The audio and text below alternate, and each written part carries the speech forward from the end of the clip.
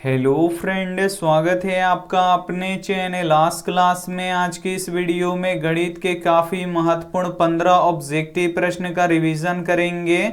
तो एक भी प्रश्न आप लोग स्किप मत कीजिएगा। वीडियो को प्लीज़ आप लोग शुरू से लेके अंत तक देखिएगा।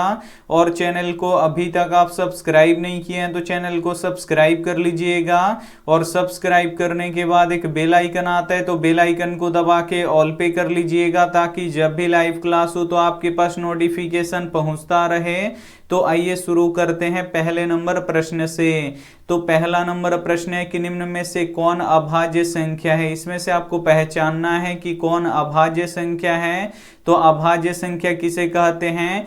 तो जो एक और खुद के सिवा किसी अन्य संख्या से नहीं कटता है उसे अभाज्य संख्या कहते हैं। तो यहाँ पे जो 71 संख्या है ये एक और 71 के सिवा किसी अन्य संख्या से नहीं कटेगा।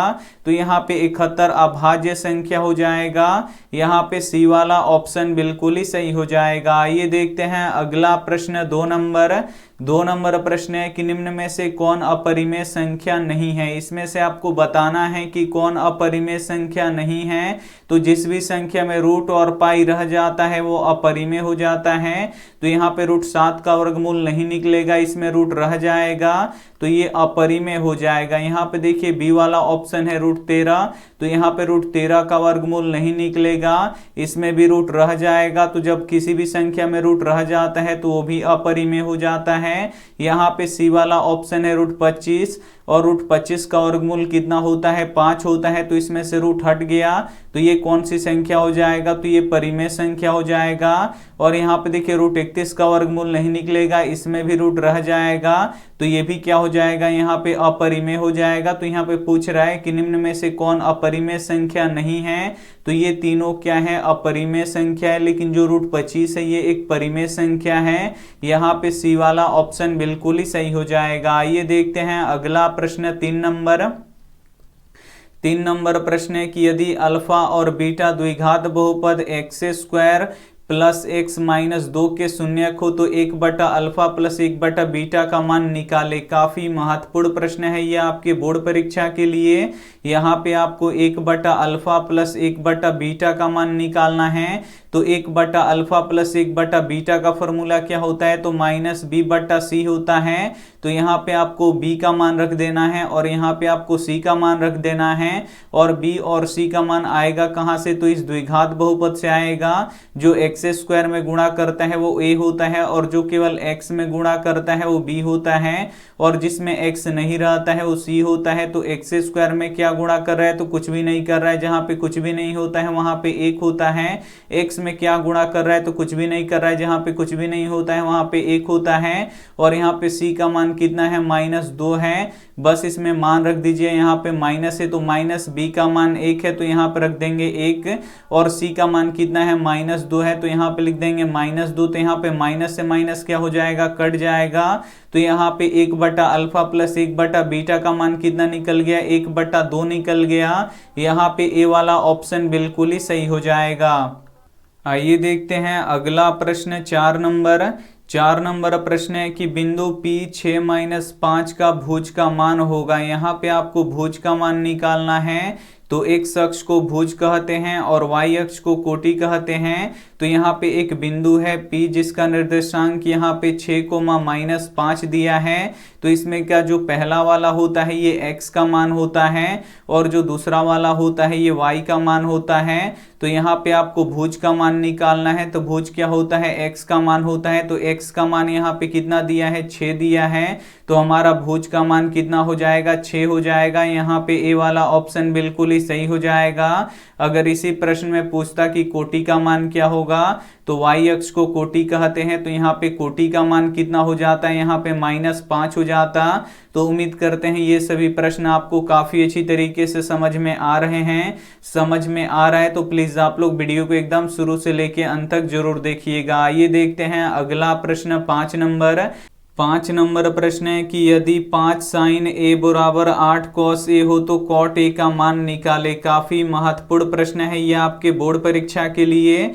यहाँ पे 5 sin a बराबर यहाँ पे 8 cos a दिया है। तो यहाँ पे आपको कॉट ए का मान निकालना है। तो कॉट ए का मान कैसे निकलेगा, तो साइन इधर गुणा कर रहा है तो इधर जाके क्या करेगा, भाग करेगा। भाग करने का अर्थ ये बट्टा के नीचे चला जाएगा, तो इधर बच जाएगा हमारा 5 और उधर हो जाएगा कॉस ए और बट्टा यहाँ पे क्या हो जाएगा, साइन ए हो जाएगा। तो यहाँ पे देखिए 5 बराबर 8। अब यहाँ पे देखिए ये एक फॉर्मूला बन गया, कॉस ए बट्टा साइन ए, ये क्या होता है यहाँ पे कॉट ए होता है। अब यहाँ पे देखिए 8 इधर गुणा कर रहा है तो इधर आके क्या करेगा, भाग करेगा। भाग करने का अर्थ ये बट्टा के नीचे चला जाएगा।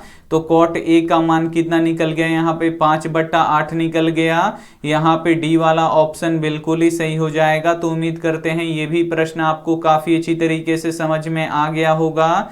आइए देखते हैं अगला प्रश्न 6 नंबर। 6 नंबर प्रश्न है कि सेक ए किसके बराबर है। काफी महत्वपूर्ण प्रश्न है। यहाँ पे आपको बताना है कि सेक ए किसके बराबर होता है। तो ये 1/cos ए के बराबर होता है, इसे आपको याद रखना है। तो यहाँ पे ए वाला ऑप्शन बिल्कुल ही सही हो जाएगा। आइए देखते हैं अगला प्रश्न 7 नंबर। 7 नंबर प्रश्न है कि एक वृत्त का क्षेत्रफल 154 मीटर स्क्वायर है, तो इसका व्यास निकाले। काफी महत्वपूर्ण प्रश्न है ये आपके बोर्ड परीक्षा के लिए। यहाँ पे एक वृत्त का क्षेत्रफल कितना दिया है, 154 मीटर स्क्वायर। तो वृत्त का क्षेत्रफल का फॉर्मूला क्या होता है, पाई आर स्क्वायर। और वृत्त का क्षेत्रफल कितना दिया है, 154 मीटर स्क्वायर। यहाँ पे पाई का मान कितना होता है, 22/7। और यहाँ पे आपको आर यानी ये सबसे पहले आपको यहाँ पे त्रिज्या निकालना पड़ेगा, उसके बाद आपको व्यास निकालना पड़ेगा। तो त्रिज्या को वैसे ही छोड़ देंगे और बराबर है, तो बराबर 154 मीटर स्क्वायर है, तो यहाँ पे मीटर स्क्वायर।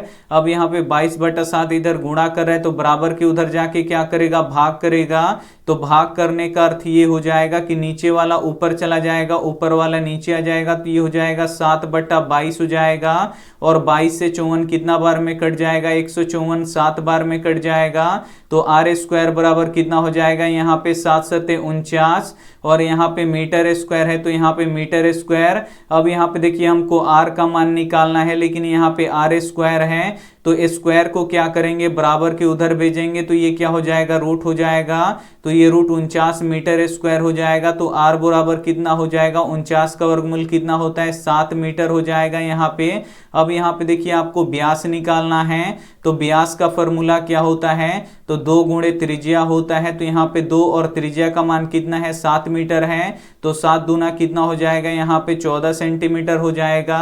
तो हमारा व्यास कितना निकल गया, 14 सेंटीमीटर निकल गया। यहाँ पे ए वाला ऑप्शन बिल्कुल ही सही हो जाएगा। ये देखते हैं अगला प्रश्न 8 नंबर। 8 नंबर प्रश्न है कि कॉट स्क्वायर 60 डिग्री का मान निकाले। काफी महत्वपूर्ण प्रश्न है ये आपके बोर्ड परीक्षा के लिए। यहाँ पे आपको कॉट स्क्वायर 60 डिग्री का मान निकालना है। तो कॉट स्क्वायर 60 का मान कितना होता है, तो 1/√3 होता है। और इसका स्क्वायर है, तो हम भी यहाँ पे इसका स्क्वायर कर देंगे। और ये जो स्क्वायर होता है ये 1 के लिए भी होता है और √3 के लिए भी होता है। तो 1 का स्क्वायर कितना हो जाएगा, 1 हो जाएगा। और जब हम √3 का स्क्वायर करेंगे तो स्क्वायर का अर्थ होता है कि यही चीज 2 बार गुणा होगा।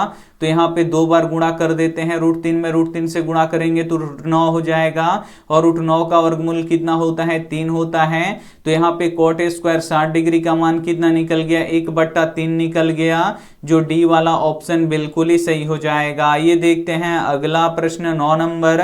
9 नंबर प्रश्न है कि 2, 3, 4, 5, 6 की माध्यिका निकाले। काफी महत्वपूर्ण प्रश्न है ये भी आपके बोर्ड परीक्षा के लिए। जो ये आंकड़ा दिया है इसका आपको माध्यिका निकालना है। तो माध्यिका कैसे निकलता है, तो सबसे पहले आपको बढ़ते हुए क्रम में लिखना पड़ता है। तो बढ़ते हुए क्रम में कैसे लिखा जाता है, सबसे पहले छोटा, फिर उससे बड़ा, फिर उससे बड़ा और लास्ट में सबसे बड़ा। तो इसमें सबसे छोटा कौन है, 2 है। और 2 से बड़ा कौन है, 3 है। तो यहाँ पर लिख देंगे 3। 3 से बड़ा कौन है, 4 है। तो यहाँ पर लिख देंगे 4। और 4 से बड़ा क्या है, 5 है। तो यहाँ पर लिख देंगे 5। और 5 से बड़ा क्या है, 6 है। तो यहाँ पर लिख देंगे 6। अब आपको बीच वाली संख्या ढूंढना है। तो 2 संख्या इधर से छोड़ दीजिए, 2 संख्या इधर से छोड़ दीजिए। तो बीच में कौन सी संख्या आएगा, 4 आएगा। और 4 इसका क्या हो जाएगा, माध्यिका हो जाएगा। यहाँ पे बी वाला ऑप्शन बिल्कुल ही सही हो जाएगा।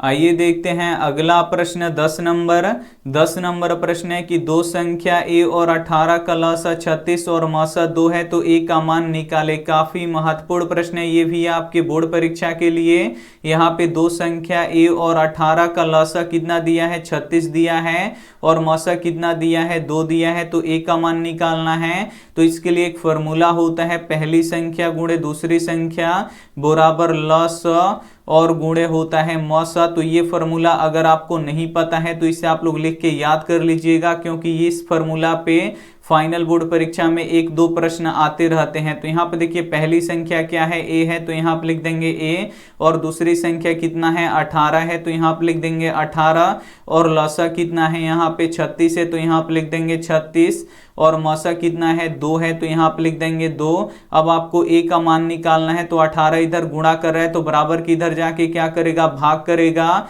भाग करने का अर्थ ये बट्टा के नीचे चला जाएगा 36 गुणे 2, और बट्टा के नीचे यहाँ पे 18 हो जाएगा। तो 18 से 36 कितना बार में कटेगा 2 बार में कटेगा। तो a बराबर कितना हो जाएगा यहाँ पे 2 दूना कितना हो जाएगा 4 हो जाएगा। तो a का मान कितना निकल गया 4 निकल गया। यहाँ पे डी वाला ऑप्शन बिल्कुल ही सही हो जाएगा। आइए देखते हैं अगला प्रश्न 11 नंबर प्रश्न है कि P-4 2 और Q 8 6 को मिलाने वाली रेखाखंड का मध्य बिंदु का निर्देशांक निकाले। एक बिंदु है P जिसका निर्देशांक यहाँ पे -4,2 दिया है, और एक बिंदु है Q जिसका निर्देशांक यहाँ पे 8,6 दिया है। तो बोल रहा है कि इन दोनों बिंदुओं को मिलाने वाली रेखाखंड के एकदम मध्य वाला यानी मध्य बिंदु का निर्देशांक निकालना है। तो मध्य बिंदु का निर्देशांक का फॉर्मूला क्या होता है, तो x1 + x2 बट्टा 2 y1 + y2 बट्टा 2 होता है। तो यहाँ पे देखिए आपको x1 का मान रखना है, x2 का मान रखना है, y1 का मान रखना है, y2 का मान रखना है। तो ये पहला वाला बिंदु है, तो इसमें का जो पहला वाला होता है ये x1 होता है, ये दूसरा वाला y1 होता है, और ये दूसरा वाला बिंदु में का जो पहला वाला होता है ये x2 होता है और दूसरा वाला y2 होता है। बस इसमें मान रख दीजिए। x1 का मान कितना है -4 है, तो यहाँ पर रख देंगे -4, प्लस है तो प्लस, और x2 का मान कितना है 8 है, तो यहाँ पर रख देंगे 8, और बट्टा के नीचे 2 है तो 2, y1 का मान कितना है 2 है, तो यहाँ पर रख देंगे 2, और y2 का मान कितना है 6 है, तो यहाँ पर रख देंगे 6, और बट्टा के नीचे 2 है तो यहाँ पर लिख देंगे 2। अब यहाँ पे देखिए 8 में से 4 निकल जाएगा, कितना बचेगा 4/2, और 2 और 6 जोड़ेंगे तो कितना हो जाएगा 8/2 हो जाएगा। कटा दीजिए, 2 दूना 4 और 2 चौका यहाँ पे 8। तो हमारा यहाँ पे मध्य बिंदु का निर्देशांक निकल गया 2,4। तो यहाँ पे सी वाला ऑप्शन बिल्कुल ही सही हो जाएगा। आइए देखते हैं अगला प्रश्न 12 नंबर प्रश्न है कि दो वृत्तों की त्रिज्याओं का अनुपात 2:3 हो तो उनके क्षेत्रफलों का अनुपात क्या होगा। काफी महत्वपूर्ण प्रश्न है ये भी आपकी बोर्ड परीक्षा के लिए। यहाँ पे दो वृत्तों की त्रिज्याओं का अनुपात कितना दिया है, तो 2:3 दिया है। तो बोल रहा है कि क्षेत्रफलों का अनुपात क्या होगा। तो बस आपको क्या करना है, इन दोनों का स्क्वायर कर देना है। तो 2 का स्क्वायर कितना होगा 4 हो जाएगा, और अनुपात है तो अनुपात 3 का स्क्वायर कितना हो जाएगा 9 हो जाएगा। तो यहाँ पे क्षेत्रफलों का अनुपात कितना निकल जाएगा 4:9 निकल जाएगा। यहाँ पे बी वाला ऑप्शन बिल्कुल ही सही हो जाएगा। तो उम्मीद करते हैं ये भी प्रश्न आपको काफी अच्छी तरीके से समझ में आ गया होगा। तो जब भी आपको यहाँ पे त्रिज्याओं का अनुपात दे और आपसे पूछे कि क्षेत्रफलों का अनुपात क्या होगा, तो जो त्रिज्याओं का अनुपात होगा उसका आपको क्या कर देना है, स्क्वायर कर देना है। तो 2 का स्क्वायर कितना हो जाएगा 4 हो जाएगा, और 3 का स्क्वायर कितना हो जाएगा 9 हो जाएगा। तो क्षेत्रफलों का अनुपात 4:9 हो जाएगा। तो यहाँ पे बी वाला ऑप्शन बिल्कुल ही सही हो जाएगा। आइए देखते हैं अगला प्रश्न 13 नंबर प्रश्न है कि किसी निश्चित घटना का प्रायिकता होता है। यहाँ पे आपको बताना है कि किसी निश्चित घटना यानी जो घटना घटित होने वाली है 100% चांस है कि वो घटना घटित होने वाली है, तो उसकी प्रायिकता कितना होता है, तो उसका प्रायिकता 1 होता है। इसे आपको याद रखना है। यहाँ पे ए वाला ऑप्शन बिल्कुल ही सही हो जाएगा। और किसी अनिश्चित घटना का प्रायिकता कितना होता है, तो किसी अनिश्चित घटना का प्रायिकता 0 होता है। तो ये भी साथ में आपको याद रखना है। आइए देखते हैं अगला प्रश्न 14 नंबर प्रश्न है कि साइन थीटा बराबर कॉस थीटा, तो 2 थीटा किसके बराबर है। काफी महत्वपूर्ण प्रश्न है। यहाँ पे साइन थीटा बराबर यहाँ पे कॉस थीटा, तो बोल रहा है कि यहाँ पे कि 2 थीटा किसके बराबर होगा, तो साइन थीटा और कॉस थीटा कब बराबर होता है, तो ये रूट यहाँ पे देखिए कब बराबर होता है, तो ये 45 डिग्री पे दोनों क्या होता है, आपस में बराबर होता है। साइन 45 का मान कितना होता है, 1/√2 होता है, और कॉस 45 डिग्री का भी मान कितना होता है, 1/√2 होता है। तो यहाँ पे थीटा का मान कितना निकल गया हमारा, 45 डिग्री निकल गया। तो यहाँ पे बोल रहा है कि 2 थीटा का मान क्या होगा, तो 2 है तो 2, और थीटा का मान हम यहाँ पे कितना रख देंगे, 45 डिग्री रख देंगे। तो 2 गुणे 45 डिग्री कितना हो जाएगा, यहाँ पे 90 डिग्री हो जाएगा। तो यहाँ पे डी वाला ऑप्शन बिल्कुल ही सही हो जाएगा। उम्मीद करते हैं ये सभी प्रश्न आपको काफी अच्छी तरीके से समझ में आ रहा है। समझ में आ रहा है तो प्लीज आप लोग वीडियो को लाइक कीजिएगा, अपने दोस्तों के पास इस वीडियो को जरूर शेयर कीजिएगा। आइए देखते हैं अंतिम प्रश्न 15 नंबर प्रश्न है कि AP 2 4 6 8 डॉट डॉट का सार्व अंतर निकालें। यहाँ पे जो ये AP दिया है इसका सार्व अंतर निकालना है, और सार्व अंतर को किससे सूचित करते हैं, D से सूचित करते हैं, यानी D का मान निकालना है। तो D का मान कैसे निकलता है, तो दूसरे पद में से पहले पद को घटाते हैं, तो दूसरा पद इसमें से कितना है, तो दूसरा पद यहाँ पे 4 है, तो यहाँ पे लिख देंगे 4, और पहला पद कितना है, 2 है, तो यहाँ पे लिख देंगे 2। तो 4 में से 2 घटेगा, कितना बचेगा, 2 बचेगा, यानी डी का मान कितना निकल गया, 2 निकल गया। सार्व अंतर कितना निकल गया, 2 निकल गया।